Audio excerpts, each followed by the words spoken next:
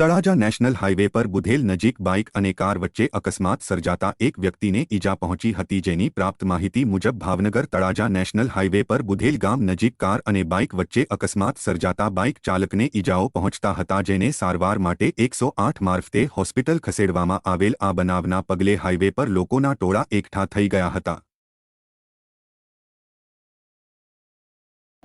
કઈ ન્યૂઝ છે એવું કઈ નથી।